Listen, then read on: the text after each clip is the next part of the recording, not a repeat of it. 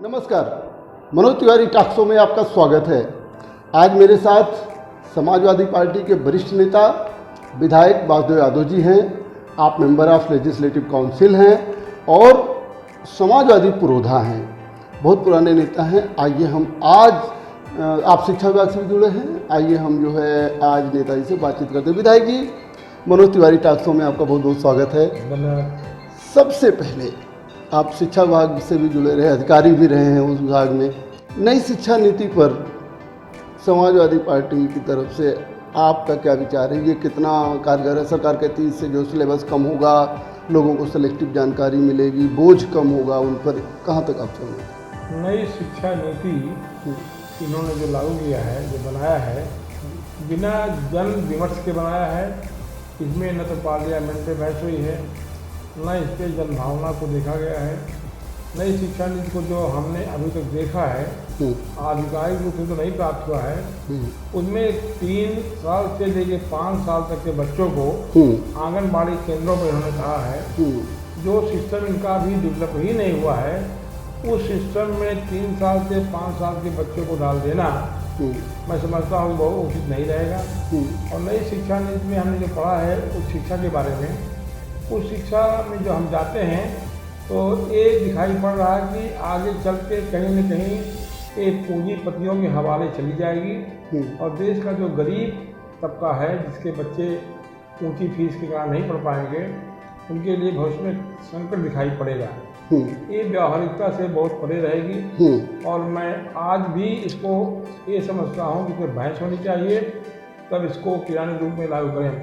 शिक्षा समवर्ती सूची में है, राज्य और केंद्र हम देखते हैं, इसलिए बिना राज्यों की सहमति के और तमाम अभिभावक हैं, तमाम प्रबंधक हैं, शिक्षाविद हैं, उनके बीच में जाके विचार विमर्श के बाद में इसको लागू किया जाए तो बेहतर रहेगा। आपके अनुसार जो किसी से कंसल्ट नहीं किया गया? बिल्कुल नहीं। और समवर्ती सूची में तो केंद्र सरकार जो कानून बना देती है, यूपी सरकार या प्रदेश सरकार उससे ज़्यादा नहीं बना सकती है, उससे कम ही रहेगा, मतलब जो भी वो सुविधाएँ दे सकती है। आपको लगता है कि ऐसा गवर्नमेंट ने क्यों किया होगा? क्या सोच रही है? कोविड-19 के समय इन्होंने, हम देख रहे हैं, कई अध्यादेश, कई नियमावली जल्दबाजी में, हड़बड़ी में, बिना जन सहभागिता के, बिना जन चर्चा के बना रहे हैं, जो देश के लिए और जनता के लिए घातक होगा।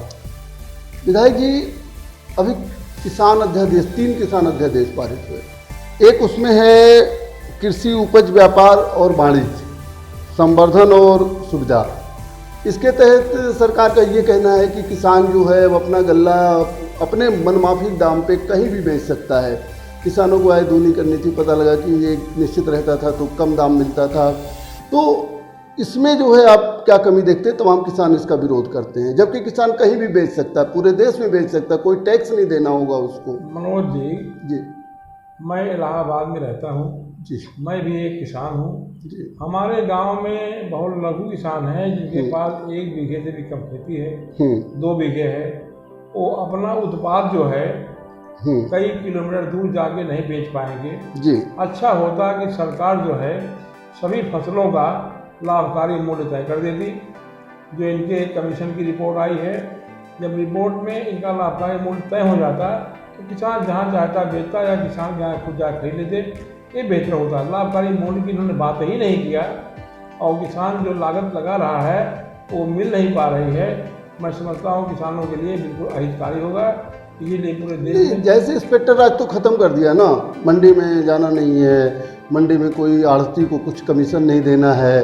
अब चाहे आप कानपुर की मंडी में बेचिए, चाहे आप महाराष्ट्र की मंडी में बेचिए, चाहे तमिलनाडु। तो बात है, जो किसान 1 बीघे किसान है, छोटा किसान है, वो कितनी दूर जाएगा? क्या मछली शहर जाएगा, क्या प्रतापगढ़ जाएगा? जो निकटवर्ती सामने आ गए तो बिना किसी रूपरेखा के, बिना व्यवहारिकता के इन्होंने लागू कर दिया। आज पूरे देश का किसान जो है आंदोलित है। अच्छा सर, एक दूसरा अध्यादेश भी जारी हुआ था जिसमें किसान मूल्य समझौता और कृषि सेवा अध्यादेश है। इसके तहत क्या है कि किसान को एक कॉन्ट्रैक्ट खेती करवाई जाएगी। कुछ लोग कॉन्ट्रैक्ट लेंगे जो किसान उसमें जुड़े हुए हैं खेती में, वो क्या करेंगे कि उनसे पहले तय कर लेंगे कि हम आपसे आपकी फसल को इस मूल्य पर लेंगे। तो किसान को तो इससे फ़ायदा होने वाला है। इसमें आप क्या कमी देखते हैं? सबसे बड़ी इसमें यह है जी कि मैंने आपसे कहा था कि मैं गांव का रहने वाला हूं, मैं गांव में जाता हूं, मैं किसान खुद भी हूं। जी। तो गांव में कोई छोटा किसान है, 5 बिस्सा वाला, 10 बिस्सा वाला, 1 बीघे वाला, 2 बीघे वाला, उसके पास कोई विकल्प नहीं बचेगा। जब कारपोरेट बड़े बड़े उद्योग घराने खेती उसकी ले लेंगे, उससे कहेंगे कि बीज तुम मेरा ले लो, यही बोना तुमको है, तो किसान का कोई अपनी आज़ादी नहीं बचेगी कि उसको क्या बोना है, क्या उपजाना है। नहीं सर, पहली बात ये है, कंट्रोल खेती का कंपलसरी तो नहीं किया है गवर्नमेंट ने। जिसको देना है वो दे, जिसको नहीं देना है वो अपना दे। तो ऐसी कंडीशन में कैसे जो है आप कहते हैं कि ये अलाभकारी है? अगर इन्होंने कंपलसरी नहीं किया है तो अच्छी बात है जी। जिसको देना होगा देगा। हाँ। नहीं तो किसान जो इसका विरोध कर रहे हैं तो कहीं इसका प्रतिकूल प्रभाव उनके ऊपर न पड़ने पावे। मान लीजिए 10-20 किसान दे दिए, अब बाकी किसान नहीं दे रहे हैं, तो वो जो उद्योगपति लेगा अपनी उपज को पैदा करेगा कि भाई आपको ये बोना है, आप ये बीज ले लीजिए। तो जो प्रतिस्पर्धा होती है हमारे गांव के बीच किसानों में, वो प्रतिस्पर्धा में कड़ाई आएगी और किसान जो छोटा वाला है वो परेशान होगा। इसमें एक कमी जो बताई गई कि अगर कोई विवाद होता है तो किसान कोर्ट नहीं जा सकता, एसडीएम स्तर से इसकी सुनवाई होगी। वही मैं कह रहा हूँ कि इसमें जब कोई सुनवाई नहीं हो सकती है तो किसी एक अधिकारी के पास में अधिकार को दे देना एक तानाशाही स्वेच्छाचारिता को जन्म देगा और अल्टीमेटली इसको भुगतान जो परिणाम भुगतेगा किसान नहीं भुगतेगा। सर, कृषि अध्यादेश में तीनों में एक अध्यादेश और सरकार ने जारी किया था जिसके तहत अब जो है भंडारण की सुविधा, या कह लीजिए कि आवश्यक वस्तु सेवा अधिनियम में तमाम चीज़ों को छूट दे दी गई कि ये चीज़ इसमें नहीं आएंगी, वो भंडारण कोई भी जो है कर सकता है, कितना भी कर सकता है। इससे किसान को क्या नुकसान? किसान खुद जो है प्याज रख ले, बाद में बेचेगा जब महंगा होगा, आलू रख ले, बाद में बेचेगा जब महंगा होगा, अपना गेहूं रख ले, बाद में बेचेगा जब महंगा होगा।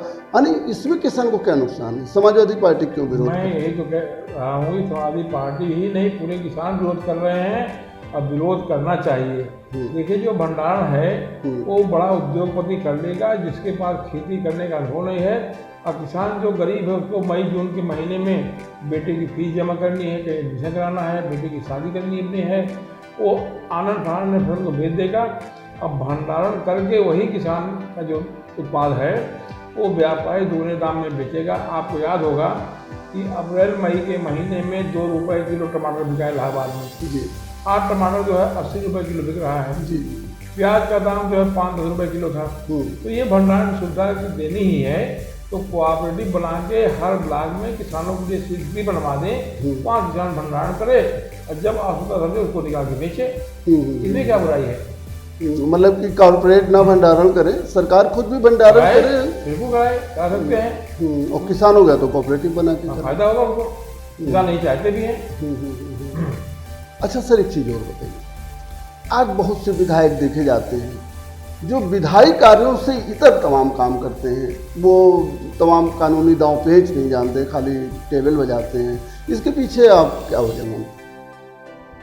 आपने तो बड़ा मौलिक प्रश्न पूछ लिया अक्षय मनोज जी। जी देखिए, विधायक और विधायिका जी, विधानसभा या विधानसभा हो चाहे लोकसभा हो या हमारा देश की संसद हो, विधायिका का काम होता है कि देश के लिए, जनता के लिए, जनहित के लिए कानून को बनाना जी।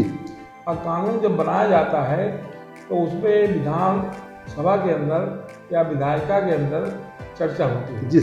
और मैं समझता हूँ चर्चा में हमारे जो विधायक जाते हैं, सांसद जाते हैं, उनको अपनी जनता की ज़रूरतों के हिसाब से, क्षेत्रीय आवश्यकता के हिसाब से उस विचारों में भाग लेना चाहिए और उसकी बेहतरी के लिए सुझाव देना चाहिए। तो मैं समझता हूँ कि इसमें बहुत बड़ा भूमिका उनकी होती है और उस भूमिका को निभाने में सबको सक्षम होना चाहिए। हाँ, सबको होना चाहिए, लेकिन 1-2 विधायक ऐसे होते हैं जो हर मुद्दे पे बोलते हैं, वो किसी बारे में सोचते हैं।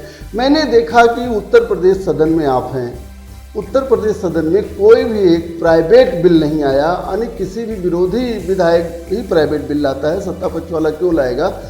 विरोधी विधायकों की इतनी सोच नहीं रही कि कोई ऐसी कानून उनको लगे कि हाँ प्रदेश के लिए ज़रूरी है, एक हम प्राइवेट बिल लाएं, भले ही वो गिर जाए, लेकिन गिर जाने के बाद भी सरकार सोचती है कि हाँ इसमें कुछ नई चीज़ होगी।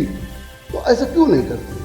नहीं देखिए, बिल पर लाने की बात होती है क्योंकि मैं विपक्ष का खुद हूँ जी। और हम लोग सोचते हैं कई मुद्दों पर, जैसे आपके रोग दुर्घटनाएँ होती हैं, क्या कैंसर की बीमारी है, क्यों हो रही है, और अंधाधुंध खाद का प्रयोग हो रहा है, कीटनाशक का प्रयोग हो रहा है, कैंसर की बीमारियाँ बढ़ रही हैं।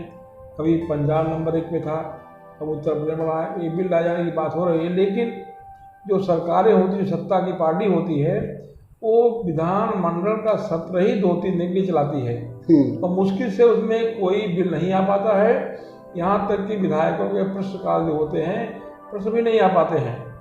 तो मैं समझता हूँ कि जो निर्धारित समय है 1/3 डेज, वो चले अगर विधानसभा या हमारी देश की संसद, तो उसमें बिल लाए जा सकते हैं। ऐसी बात नहीं है। विपक्ष में भी हमारे अच्छे सांसदों की, विधायकों की कमी नहीं है। वो सोचते हैं देश के बारे में, देश के बारे में। चलिए सर, इधर एक नई घटना और घटी, 2 घटनाएं घटी हैं। 2 प्रदेश सरकार ने, जैसे पहले कल्याण सिंह की सरकार ने स्पेशल टास्क फोर्स बनाया था, इसी तरीके से योगी सरकार ने जो है स्पेशल सिक्योरिटी फोर्स बनाया है। और उसमें क्या है कि बिना किसी वारंट के किसी की भी तलाशी ली जा सकती है, किसी की भी गिरफ्तारी की जा सकती है, मतलब बदमाशों की, अपराधियों की। तो इसका भी कुछ लोग विरोध कर रहे हैं, यहाँ तक कि समाजवादी पार्टी के भी कुछ नेता ऐसा क्यों? इसका विरोध प्रत्येक जनतांत्रिक व्यक्ति को, प्रत्येक शांतिप्रिय नागरिक को, प्रत्येक पत्रकार को करना चाहिए, क्योंकि जो सरकार की मंशा है वो अपराधियों को पकड़ने की नहीं है। क्योंकि अपराधियों को पकड़ने के लिए, दंडित करने के लिए जो हमारे पास पेनल कोड हैं, जो क्रिमिनल प्रोसीजर के कोड हैं, वो पर्याप्त हैं। लेकिन कई धाराओं के रहने के बावजूद भी ये कहीं न कहीं उन धाराओं को इस्तेमाल नहीं कर पाए और इनकी असफलता की खींच है, इसको ले आए हैं और इसके दुरुपयोग करते हुए वो विपक्षियों के ऊपर इसका प्रयोग करेंगे। क्योंकि किसी भी तंत्र को, जैसे पुलिस को है, मेरी बात सुन लीजिए पहले आप, पुलिस को इतना अधिकार नहीं देना चाहिए कि वो अहंकारी या निरंकुश हो जाए। और इन्होंने उसकी कहीं अपील न्यायालय में नहीं होगी, तो न्यायपालिका को भी इन्होंने कट डाउन किया है, इन्होंने नीचे रखा है। ये मैं समझता हूँ लोकतंत्र के लिए बहुत खतरा है। सर, स्पेशल सिक्योरिटी फोर्स में ऐसा नहीं है कि वो तो जो भी जिसको पकड़ेगा या जिसके बारे में सबूत इकट्ठा करेगा उसको तो कोर्ट में पेश करेंगे, तो सीआरपीसी के तहत ही करेंगे। ऐसा तो है नहीं कि वही जज हो जाएंगे। वो एडीजी स्तर का सर, पोटा और टाडा जो कानून बने थे उससे, ये तो एक फोर्स है, फोर्स का गठन नहीं हो सकता। याद होगा मनोज जी, यूपी पोका ला रहे थे जी सर, वो विधानसभा में पास हो गया, विधान परिषद में नहीं पास हो पाया जी, वो राष्ट्रपति जी ने नहीं किया। और जो इन्होंने स्पेशल फोर्स की बात कर रहे हैं, इस पर ठीक कह रहे हैं कि वो कोर्ट में ले जाएंगे, बिल्कुल। लेकिन एक शरीफ आदमी को घर से पकड़ ले आएंगे, उसका सामाजिक उपहास होगा, उसको आप बताने का मौका भी नहीं देंगे और ये तय करने का अधिकार पुलिस को ही होगा कि इस आदमी के रहने से शांति भंग की आशंका होगी। तो ये व्यक्ति, एक व्यक्ति जब सोचेगा या एक सिस्टम सोचेगा, मैं समझता हूँ कि निश्चित रूप से वो पारदर्शी और निष्पक्ष नहीं रह जाएगा। यानी आपका कहने का मतलब ये है कि स्पेशल सिक्योरिटी फोर्स जो है वो विरोधियों को या आवाज़ उठाने वालों को दबाने के लिए बनाया जा रहा है। बिल्कुल करेंगे, आप देख लीजिएगा, इसका दुरुपयोग होगा। और हम बता रहे हैं, अभी 22 अगस्त को जो सदन समाप्त हुआ है उसमें ये इनका अधिनियम लाया गया था। विधानसभा में इनका बहुमत है, वहाँ इन्होंने पारित कर लिया। विधान परिषद में हम लोगों ने इसका विरोध किया था, विरोध के बावजूद धांधली और स्वेच्छाचारितापूर्वक इन्होंने पास कर दिया।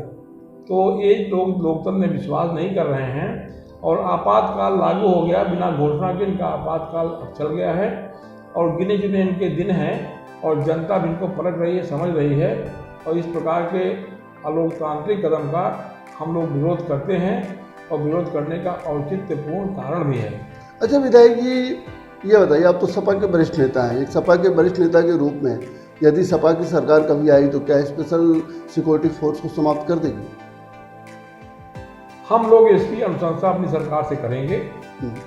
हो सकता है कि हम सरकार में रहें और विपक्ष में कोई और रहे। इस कानून के रहने से जहाँ पर न्यायपालिका को कोई अधिकार न हो, किसी अदर मजिस्ट्रेट को अधिकार न हो, केवल पुलिस को ही मन पे हो, उसका दुरुपयोग होगा। दुरुपयोग करने वाले हर व्यक्ति का हम लोग विरोध करते हैं और हमारी सरकार आएगी इसकी समीक्षा के लिए हम लोग विचार विमर्श करेंगे। विधायक जी, अभी जो है सरकार ने एक संविदा पर वो लाया है कि पहले गवर्नमेंट के जो नौकरी करेंगे, सरकारी नौकरी करने वाले प्रथम 5 वर्ष संविदा पे रहेंगे, उसके बाद उनका परीक्षण होगा, वो सफल होंगे तो after 5 year they will be permanent. So I want know that आप क्या कहेंगे इस पर? बहुत ही सामयिक और बहुत ही ज्वलंत प्रश्न आपने पूछा है। ये ऐसा विषय आज आ गया है कि हमारे पूरे समाज को, बेरोजगार युवाओं को उद्वेलित कर दिया है। और मैं चूँकि शिक्षा जगत से आया हूँ राजनीति में, मैंने हमेशा संविधान पढ़ा है और मैं अपने घर पर भी ये संविधान की पुस्तक रखी है जी, भारत का संविधान, द कॉन्स्टिट्यूशन ऑफ ये हम पढ़ते हैं जी। तो जो भर्तियों की बात है, जो समूह ख वाली बात है, क्लास 2 कहते हैं, समूह ख की जो नियुक्तियां हैं लोक सेवा आयोग प्रदेश का करता है और देश में संघ लोक सेवा आयोग बना है जी। वो लोक सेवा आयोग का जो गठन है इसी संविधान से बना है। और इन्होंने कहा कि हम नियमावली बनाएंगे, तो संविधान की चीज को आप नियमावली बनाए कैसे काट सकते हैं? ये तो राष्ट्रपति और राज्यपाल के उसमें रहता है। राष्ट्रपति के यहाँ जाएगा, अप्रूवल मिलेगा, तब ये बना पाएंगे। ये नियमावली कहें कि हम कैबिनेट से पास कर लेंगे, कैबिनेट जो है अधिकृत नहीं है संविधान को दी हुई चीज को, जो लोक सेवा आयोग का अधिकार है। समूह ख की भर्तियां और उसके नीचे की भर्तियां, इसका इंस्पेक्टर हुआ आपका, ना तहसीलदार हुआ, इसकी नियुक्तियां लोक सेवा आयोग राज्य का करेगा, प्रदेश करेगा। और इन्होंने कह दिया हम संविदा पर करेंगे। मान लीजिए कि ये संविदा पे करेंगे, इनका एक तो पहली बात इनका कार्यकाल कम बचा है, एक कुछ नहीं कर पाएंगे। 5 साल की गारंटी ये ले रहे हैं, इनका 1 साल का टाइम बचा हुआ है।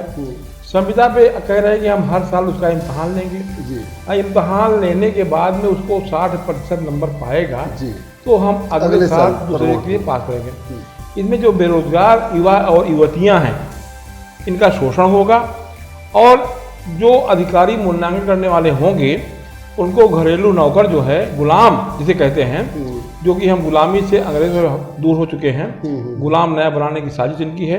और मैं समझता हूँ कि इनका जो एजेंडा चलता है नागपुर से गुलाम बनाने का, ये एजेंडे के तहत काम कर रहे हैं। और जो महिलाएं काम करेंगी इस संविदा के तहत में, उनका इतना भयंकर शोषण होगा कि आने वाला दिन इसको बताएगा। मैं समझता हूँ कि प्रदेश को ये बर्बाद करने की ओर ले जाने का एक षड्यंत्र है और हमारी पार्टी इसका पुरजोर विरोध करेगी।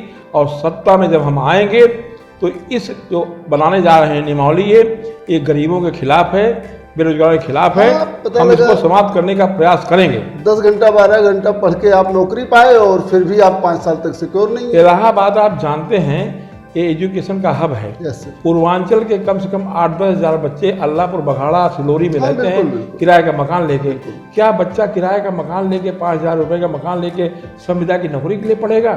ये मजाक कर रहे हैं। चूंकि वो भी निश्चित नहीं है कि नहीं पास हुआ तो फिर नियमावली बनाने वाले जो मुखिया हमारे प्रदेश के हैं, मैं समझता हूँ ये परिवार विहीन हैं। और चाणक्य ने कहा था कि सत्ता कभी परिवार विहीन व्यक्ति के पास नहीं जानी चाहिए। सत्ता पाने वाला जो व्यक्ति है परिवार वाला होना चाहिए, बाल बच्चे वाला होना चाहिए, ताकि उनकी तकलीफ़ों का अनुभव वो कर सके। और वर्तमान सरकार जो भाजपा की है ये तकलीफ का अनुभव नहीं कर पा रही है, इसलिए ये जो है उल्टे पुल्टे नियमावली बनाने का बात कर रहे हैं, संविधान के खिलाफ जा रहे हैं, जो कि ये पूरा कर भी नहीं पाएंगे। अच्छा नेताजी, समाजवादी पार्टी अक्सर आरोप लगाती है कि योगी सरकार बदले की कार्रवाई करती है, कितना उचित है? बदले की कार्रवाई योगी सरकार कर रही है ये तो मैं नहीं कह रहा हूँ। सरकार के लोग, जो हमारी जनता के लोग कह रहे हैं, इनकी पार्टी के लोग अब कह रहे हैं। आपने देखा होगा कि गोरखपुर के विधायक, हरदोई के विधायक और कई विधायक सत्तारूढ़ पार्टी के सीतापुर के विधायक, इन लोगों ने खुद ही कहा है कि ये सरकार जो है, हमारी पार्टी की सरकार जो बनी है, ये बदले की कार्रवाई कर रही है। जनता तो खुद ही कह रही बदले की कार्रवाई कर रहे हैं। देखिए, अपराधियों से डील करने का जो तरीका है, अपराधी अपराधी होता है, चाहे जिस जात का होता है। अपराधी की जात नहीं होती है। अगर आप किसी अपने के मुकदमे माफ़ करेंगे, हम नाम नहीं लेंगे, आप जानते हैं इन्होंने कितने अपराधियों का मुकदमा माफ़ किया है। 20-20 मुकदमे आपने सदन में रखा है, हम लोगों ने विरोध किया था। और जो अपराधी 1-2 मुकदमे का, उसको आप करें ठोक दो, ठोक दिया आपने। तो ये तरीका अच्छा नहीं है। संविधान के अनुसार चलना चाहिए इनको। शपथ संविधान के लिया है, हमने भी लिया वही शपथ इन्होंने भी लिया है। संविधान के अनुरूप ही कार्रवाई किए जाने की इससे अपेक्षा की जाती है। चलिए सर, हम लोग थोड़ा सा राजनीति की बात करते हैं और खासकर समाजवादी पार्टी की राजनीति पर। समाजवादी पार्टी की राजनीति में बड़ा उतार चढ़ाव देखा गया और अभी परिवार के एक सदस्य उपाल जी ने अलग पार्टी बनाई, फिर उन्होंने कहा कि हम समझौता कर रहे हैं, वो विलय भी नहीं करना चाह रहे हैं। समाजवादी पार्टी की राजनीति का भविष्य एक विधायक के रूप में आप क्या देखें? समाजवादी पार्टी का भविष्य जो है माननीय अखिलेश जी के नेतृत्व में उज्जवल है। प्रदेश का युवा जो है उनकी तरफ देख रहा है और आज की तारीख में सत्तारूढ़ पार्टी के विधायक और सत्तारूढ़ पार्टी के अच्छे लोग भी माननीय अखिलेश की तारीफ करते हैं। वो विकास पुरुष थे, उन्होंने जो काम कर दिया उसका खाली हमारे मुख्यमंत्री जी उद्घाटन कर रहे हैं। गोरखपुर में उन्होंने एम्स बनाया और आपने वेदांता बनाया और वहाँ पे मेट्रो रेल चलाई और एक्सप्रेसवे बनाया। सबका फीता काटने का काम ये सरकार कर रही है। आप एक वरिष्ठ कुछ नया चीज नहीं बना रहे। आप एक वरिष्ठ पत्रकार हैं, 4 साल इनको होने वाला है। इन्होंने अगर एक पुल भी कहीं बनाया हो तो बता दीजिए आप, अगर आप जानकारी हो आपको तो। हम तो जानते नहीं बनाया कहीं है, सड़क कहीं नहीं बनाया है। नहीं, ये बताइए नेताजी, 2017 में क्या ऐसी वजह रही कि इतना काम करने के बावजूद अखिलेश सरकार आ नहीं पाई, बल्कि कांग्रेस से गठबंधन भी करना पड़ा? 2019 में भी देखिए, कारण की बात जहाँ तक है, हम समाजवादी लोग जो हैं सच्चे होते हैं। हम किसी को गुमराह नहीं करते हैं, भ्रम में नहीं डालते हैं, झूठ नहीं बोलते हैं। जो करते हैं वही कहते हैं, जो कहते हैं वही करते हैं। इन लोगों ने एक प्रोपेगेंडा किया, एक अफवाह फैलाई सरकार के खिलाफ। और एक हम आपको एग्जाम्पल छोटा सा दे देंगे। इन्होंने कह दिया हमारी पिछड़ी जातियों के लोगों से कि 56 यादव SDM हो गए लोक सेवा आयोग में और 3 साल का रुका परीक्षा फल था, केवल 14 यादव हुए थे 3 सालों में। फर्जी और हमारे लोग मान गए और बैकवर्ड लोग गुमराह हो गए और सरकार इनकी बना दिए। आज वही बैकवर्ड ठगा हुआ महसूस कर रहा है कि उसके बच्चों को कुछ नहीं मिल रहा है। संविदा की नौकरी के माध्यम से जो हमारी सरकारी संपत्तियां हैं, रेलवे है, LIC है, एयर इंडिया है, जहां नौकरी उनको मिल सकती है वो सब प्राइवेट जा रहे हैं। और आप जानते हैं कि प्राइवेट में नौकरी उनको मिलनी नहीं है। अच्छा नेताजी, ये गठबंधन की राजनीति का क्या भविष्य रहा? क्या अब दोबारा कोई गठबंधन आप प्रदेश में देखते हैं? हमारे राष्ट्रीय अध्यक्ष जी कह चुके हैं कि समाजवादी पार्टी अकेले लड़ेगी और छोटे दलों का उनके साथ भागीदारी हो सकती है। वो उनके स्तर की बात है, उस पर मैं अब कोई कमेंट नहीं करना चाहूँगा। नहीं, एज ए नेता के रूप में मैं दूसरी बात पूछ रहा था कि क्या गठबंधन की राजनीति ही अब समाप्त हो गई? सपा करे न करे या और दल है प्रदेश में, आपको लगता है कि बीजेपी को हराने के लिए एक मजबूत फेडरेशन की जरूरत है या सपा अकेले? देखिए, राजनीति में कोई चीज़ अस्थायी भाव नहीं रखती है। परिस्थिति और समय के अनुसार क्या होगा भविष्य में, तो ये तो भविष्य के में छिपा हुआ है। क्या हो सकता है वो तो समय और परिस्थिति बताएगी। अच्छा नेताजी, प्रदेश सरकार को 4 साल होने वाले हैं और हो भी चुके हैं, लगभग होने वाले हैं। 4 साल में उत्तर प्रदेश सरकार का मूल्यांकन, ठीक है आप विपक्ष के हैं, के रूप आप एक विधायक के रूप में कैसे करेंगे? कानून व्यवस्था के ऊपर इस सरकार ने कहा था जब सत्तारूढ़ आए थे, अपराधी या तो प्रदेश छोड़ के भाग जाएंगे या उनका इनकाउंटर होगा। इनकाउंटर तो हो रहा है, इनकाउंटर हो रहे हैं, ठोके जा रहे हैं, बात सही कह रहे हैं, लेकिन अपराधी नहीं मारे जा रहे हैं, निर्दोष मारे जा रहे हैं। और आपने देखा होगा, मैं यहाँ पे कुछ नहीं कहूँगा, जो काम न्यायपालिका का है कहीं कहीं इन्होंने खुद कर दिया और उसमें कई निर्दोषों की हत्या हो चुकी है, हम लोगों ने उठाया है। और कोई दिन ऐसा नहीं जाता है जिस दिन हत्या, बलात्कार, छिनैती न होती हो। इलाहाबाद में 1 साल के अंदर 4 SSP बदल गए, एक को हटाया दूसरे को लाए। तो भाई आप या तो ट्रेनिंग नहीं दे रहे हो, तो आप ए हटे ओ आए, ओ हटे ए आए, तो ये कहीं ना कहीं मतलब कि फेल से नज़र आ रहे हैं। और इनका कहीं कोई वो नहीं है, नियंत्रण नहीं रह गया है और विकास का कोई काम कर नहीं रहे हैं। अब यह है कि इसी में महामारी आ गई है, महामारी के नाम पर भ्रष्टाचार आप देख ही लिए हैं। जो किट आती है 2500 की, वो खरीदी गई 10,000 की। कई जिलों में जांच शुरू हो गई है और एक बड़ा घोटाला आने वाला है, शौचालय घोटाला। ये निकट भविष्य में भी आ जाएगा। अच्छा नेताजी, केंद्र सरकार बड़े बड़े दावे करती है, made in India, make in India, investment in India, everything. केंद्र सरकार के कार्यकाल को किस तरीके से आप देखते हैं? मेक इन इंडिया की बात आपने करी। इन्होंने गुजरात में सरदार पटेल की मूर्ति लगवाई 3,500 करोड़ की। वो मेक इन इंडिया है कि मेक इन चाइना है, सब जानते हैं कहाँ की है। इन्होंने मेट्रो रेल का ठेका दिया अहमदाबाद से बम्बई का, कहाँ का दिया है? जापान का दिया है। जापान और 1.25 लाख करोड़ रुपया क्या इन्होंने कर्जा वर्जा भी ले गए हैं। और तमाम बातें मेक इन इंडिया की बात करते हैं, अच्छी बात है। अगर मेक इन इंडिया की बात करेंगे तो हमारे देश के जो वैज्ञानिक हैं, जो हमारे पढ़े लिखे लोग हैं, गांव में भी छोटे छोटे लघु उद्योग हैं, वो अगर काम करेंगे उससे बेरोजगारी भी दूर होगी और देश आत्मनिर्भरता की ओर आगे बढ़ेगा।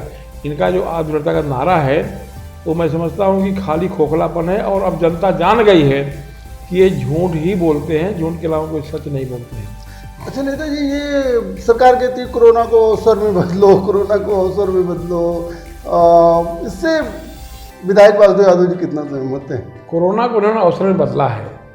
कोरोना को अवसर में बदला है कि लोगों को भयभीत कर दिया है, अपना काम कर रहे हैं। कोरोना की आड़ में बड़े भ्रष्टाचार हो रहे हैं सरकार। और आप जानते हैं कि इन महीनों में डेंगू के कई मरीज हुआ करते थे प्रदेश में, आज डेंगू मरीज क्यों नहीं है? कैंसर से मौतें हो रही थी, आज कैंसर से कोई मौत क्यों नहीं हो रही है? तो सबको मिला के कोरोना का नाम इन्होंने दे दिया है। ठीक है, कोरोना अगर आया है तो उसका प्रभावशाली आप काम करते। कोरोना तो दिसंबर में आ गया था, इनको WHO ने कह दिया था, लेकिन इन्होंने फरवरी में हमारे अमेरिका के राष्ट्रपति का स्वागत किया, लाखों लोग बाहर से आए, अब विदेश से लोग आए, इन्होंने किसी की चेकिंग नहीं किया। जब पूरा का पूरा फैल गया, 2-3 सरकारें गिराने का काम कर लिया इन्होंने, तब जाके इन्होंने लगाया, लॉकडाउन किया। जब संख्या 300 थी, 400 थी, अब संख्या लाखों में पहुंच गई है। पर डे 1 लाख मरीज आ रहा है देश के अंदर और हम लॉकडाउन का कोई फायदा नहीं। नंबर 2 पे आ गए हैं दुनिया में, नंबर 1 की ओर हम बढ़ रहे हैं। अच्छी बात है। अच्छी बात कहें चाहे खराब बात कहें, मतलब कि इस महामारी के लिए हम नंबर 1 की ओर बढ़ रहे हैं। ये कितनी खराब बात है कि आपके देश में इतनी प्रतिभाएं हैं, प्रतिभाओं की कमी नहीं है, प्रतिभाओं को अवसर नहीं दिया। अवसर अगर मिले तो लोग काम कर सकते हैं। अच्छा नेताजी, अभी देश की अर्थव्यवस्था GDP जो है लगभग 24% नीचे चली गई। एक समाजवादी नेता के रूप में आप इसका क्या कारण मानते हो? आपको क्या लगता है कब तक अर्थव्यवस्था सुधर जाएगी? अर्थव्यवस्था तो ऐसे स्थान पर पहुंच गई है कि सुधारने में इनको बड़ा वक्त लग जाएगा और ये जल्दी सुधार नहीं पाएंगे। इनका जो बिना सोचे समझे रात के समय नोटबंदी कर दिया, बिना सोचे समझे, अब कहा कि सारा कार्ड साइंस पे वापस आ जाएगा। 99.6% पैसा वापस भी आ गया। बोले कि आतंकवाद ख़त्म हो गया। पुलवामा उसके बाद हुआ था, कई घटनाएं उसके बाद में हुई हैं। और इन्होंने कहा करप्शन बंद हो जाएगा, उसके भी आंकड़े आप उसके बाद के देख लीजिए। बैंकों का पैसा लेकर के कई लोग भाग गए, आप सब जानते ही हैं। तो मैं समझता हूँ कि नोटबंदी एक मुख्य कारण था, उससे हमारे तमाम काम रुक गए, इंफ्रास्ट्रक्चर बंद हो गया, हमारे जो है ये बिल्डिंग बनना बंद हो गई, तो कई काम रुक गए और GDP लगातार गिरती गई। केवल कोरोना उसका कारण नहीं है। और GST भी इन्होंने रात के टाइम किया था, जश्न मनाया था कि एक देश एक टैक्स होगा, और GST के नाते पूरा व्यापारी परेशान है। अब GST प्रदेशों को मिल भी नहीं रहा है और पेट्रोल का दाम आप देखिए कितना बढ़ गया है। अब जनता जो है अभ्यस्त हो गई है महंगा खरीदने के लिए, महंगा पेट्रोल भराने के लिए। अब कोई बोलता भी नहीं है। तो जब पैसा नहीं रहेगा मार्केट में तो जनता क्या करेगी, कहाँ से करेगी? हाँ, तो पैसा लोगों के पास नहीं है। अब आप देखिए कि अब इसके बाद में मैं एक धन्यवाद दूंगा किसानों को कि खेती के नाते, किसानों के नाते GDP जो है 3% ऊपर हमारी है, वो किसानों की बढ़ोतरी। देश के किसान जो है बधाई के पात्र हैं, इसमें सरकार का कोई योगदान नहीं है। अच्छा नेताजी, चलिए कुछ और राजनीति की बात करते हैं। वासुदेव यादव, जनता जानना चाहती है अगला विधान परिषद लड़ेंगे या कहीं से विधानसभा लड़ेंगे? हमारी पार्टी के उच्च नेता जो तय करेंगे वो वासुदेव यादव एक कार्यकर्ता के रूप में करेंगे। नहीं, आपने क्या सोचा है? आपका कार्यकाल तो जुलाई 2022 तक है। नहीं, मार्च 22 में हाँ, है। मार्च 2022 विधानसभा के साथ ही मेरा भी है। हमारे नेता जो आदेश देंगे, मैं एक कार्यकर्ता हूँ, मैं विधायक नहीं मानता अपने को, मैं कार्यकर्ता मानता हूँ। और आप जानते हैं मैं एक शिक्षा जगत से सर्वोच्च पद से आया हूँ, लेकिन मैंने उस चोले को वहीं उतार दिया। आज मैं एक कार्यकर्ता, जमीनी कार्यकर्ता बन गया हूँ। मैं दिन रात पार्टी के लिए काम करता हूँ, पार्टी की अच्छी नीतियों को बताता हूँ, और पार्टी जहाँ कहेगी कि ये काम करना है मैं वो काम करूँगा। अच्छा, अगर पार्टी आपकी कहती है कि विधानसभा लड़ना है, तो निधि यादव भी विधानसभा लड़ रही हैं, आपकी लड़की हैं, तो आप प्रतापपुर चॉइस करेंगे या जो है हरिया? हाइपोथेटिकल प्रश्नों पर मैं कोई उत्तर आपको नहीं दे सकता हूँ। और निधि यादव मेरी बेटी है, लेकिन उनका व्यक्तित्व अस्तित्व अलग है। मैं वासुदेव यादव हूँ, मैं रिटायर्ड डायरेक्टर रहा हूँ, आज में MLC हूँ, तो मेरा व्यक्तित्व अलग है। दोनों व्यक्तित्व एक नहीं हो सकते हैं। चलिए, मैं निधि यादव पर बात करता हूँ, वो हरिया से चुनाव लड़ेंगे या प्रतापपुर? पार्टी जहाँ से कहेगी वहाँ से लड़ेंगी। वो जुझारू कार्यकर्ता है, हारने के बाद में वो गांव में जाती हैं, कार्यकर्ताओं से मिलती हैं, उनके दुख में मुसीबत में भाग लेती हैं। आज जनता का प्यार उनको मिल रहा है, पार्टी जहाँ भी कहेगी वहाँ लड़ेगी। वासुदेव यादव जी समाजवादी पार्टी नेता के रूप में 2022 विधानसभा का क्या रूप देख रहे हैं? विधानसभा में हमारी पार्टी अकेले दम पे पूर्ण बहुमत से सरकार बनाने जा रही है। और मैं अतिशयोक्ति की बात नहीं करता हूँ, बड़ी बात नहीं बोलता हूँ। ये जनता की नब्ज है। गांव में आप चले जाइए, वहाँ किसान हो, मजदूर हो, व्यापारी हो, विद्यार्थी हो, सबकी एक ही आवाज़। शिक्षक है इस जिले में, मनोज जी 1.5 लाख वित्त विहीन के शिक्षक हैं, 6 महीना से एक पैसा नहीं पा रहे हैं। उनका परिवार कैसे चल रहा है, ये बड़ी पीड़ा की बात है। न मुख्यमंत्री ने सोचा है। हमारे आदरणीय अखिलेश जी ने वित्त विहीन के शिक्षकों को एक मानदेय दिया था। अगर वो मानदेय रहता, उनका परिवार कुछ तो चलता। इन्होंने बंद कर दिया। ये वित्त विहीन शिक्षकों का क्या कॉन्सेप्ट है सर? ये क्यों पढ़ाते हैं अगर उनको पैसा नहीं मिलता? अब आप कह रहे हैं क्यों पढ़ाते हैं, हम कॉन्सेप्ट जानना चाहते हैं। हम बता रहे हैं। देखिए, ऐसा है, जब हमारा देश आज़ाद हुआ तो सरकार ने कहा कि हम सरकारी विद्यालय खोलेंगे, लेकिन साइड बाय साइड जनता के जो लोग आगे आएंगे, विद्यालय खोलना चाहेंगे, हम अपनी शर्तों में मान्यता उनको देंगे, अपना वो शिक्षक रखेंगे और शिक्षक को अपनी तनख्वाह जो विद्यालय मिलेगी। एक कॉन्सेप्ट है। गांव देश में बहुत से लड़के लड़कियां क्वालिफाइड हैं, वो पढ़ाते हैं। जो बच्चों की फीस आती है उससे वो तनख्वाह पाते हैं। 400-500 रुपये पर भी बच्चे। हाँ ठीक है, 400-500 मिले, 1000-2000 मिले, 10,000 मिले, जो मिले। लेकिन इधर 5-7 महीने से तो मतलब बेचारे भुखमरी कगार पहुँच गए हैं। वो भी हमारे देश के नागरिक हैं, हमारे ही बच्चे हैं। मैं गाँव जाता हूँ, चूँकि मैं शिक्षा जगत में रहा, बहुत से लोग मिलते हैं हमको, हैं, बड़ी पीड़ा होती है। हमारी सरकार ने उनको मानदेय दिया था, इन्होंने बंद कर दिया। हमारी सरकार ने 55 लाख गरीब महिलाओं को 6,000 रुपया सालाना दिया था, वो बंद कर दिया इन्होंने। स्वास्थ्य पेंशन उसकी सुप्रीम कोर्ट ने सालाना भी किया था। तो कई मामले ऐसे हैं जो बंद कर दिए हैं। अब उस पर कुछ बात नहीं करेंगे। सरकार हमारी बनेगी तो हम लोग बढ़ा के देंगे। और एक महत्वपूर्ण सवाल है जो जनता जानना चाहती है, वो खास करके प्रयागराज के लोगों के लिए बड़ा ही महत्वपूर्ण है। प्रयागराज की राजनीति में, समाजवादी पार्टी की राजनीति में कहा जाता है कि वासुदेव यादव जी का एक बहुत जबरदस्त दखल है और बिना उनके जो है कोई चीज़ इधर उधर नहीं होती। ये कितना सही है सर? मेरा कोई दखल नहीं है। मैं तो ये मानता हूँ कि अगर आप काम करेंगे तो आपका काम बोलेगा।